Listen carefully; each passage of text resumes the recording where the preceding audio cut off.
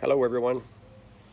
I'm going to talk about colored slips, and basically what that is clay that has stain in it, colored stains that can go to a higher temperature so that when you color your clay it doesn't burn out. Now if you were to use like acrylic paint, watercolor, whatever, put it in the kiln, it's just going to burn away when you heat up that kiln to 2000 degrees.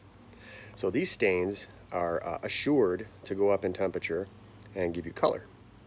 So I'm going to show you real quick what you can do to add color to your pieces, both before and after you fire them. So here's a collection of colored slips that Bob Wilson, my longtime friend and teacher from high school, created. And basically what it is colored stains, mason stains. It's even got the number on there.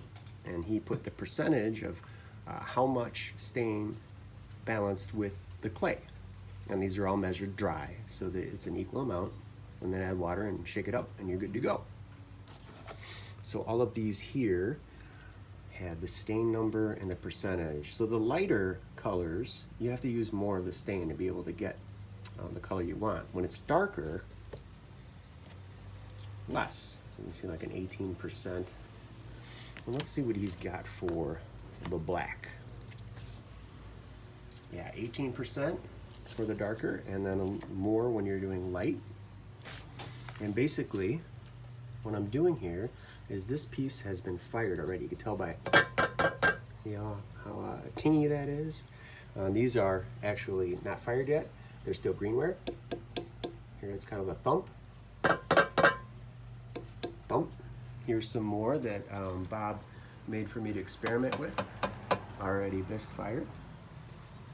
And so basically what you do is you take your brush, add a little water, and then to your piece, pick a color that you want, and you can water it down to whatever consistency you want.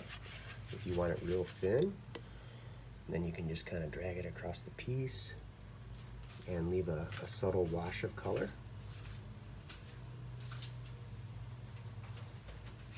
And like I was saying earlier, you do want it on the thinner side when it's a bisque piece. Otherwise, if you get it too thick, what'll happen is it'll flake off in the firing. So you can put color over color, color next to color.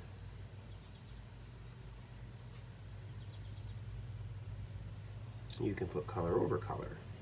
So I'm going to take a little bit of this yellow. See how thick and pasty it is? Or like a yogurt almost, or a thick Greek yogurt.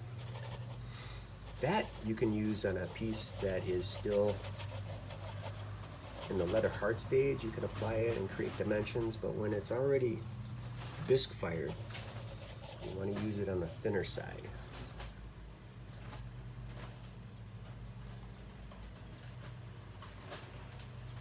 So you can put color, experiment with the different colors and what happens when you layer them over the top.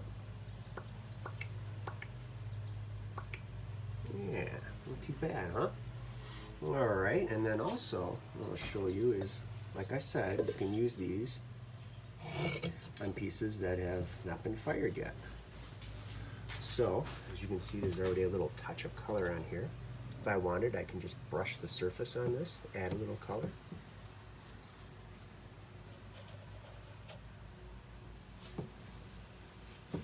Just little washes of color. And what's nice about a textured piece is if I want to, I could rub a darker color into that.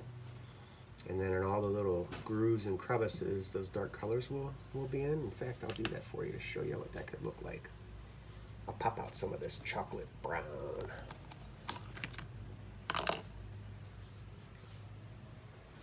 Nice and chocolatey. I'm going to water it a little bit so it'll fall into those grooves and lay it down in there.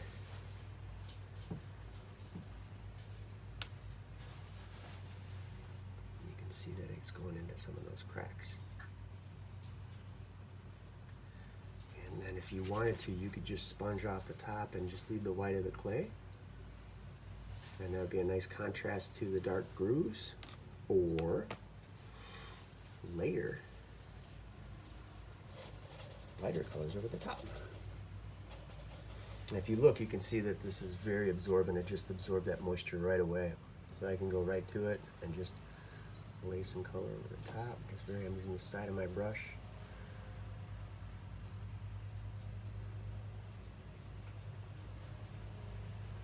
Like I said, that's just a little test. I can go around and turn it into a little scene, just like we do with the paintings and drawings. Create little characters, little landscapes. And then, once it's fired, you can put a clear glaze over it, or you can put other colored glazes over it.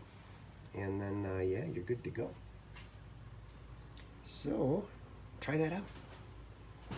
Have a good day.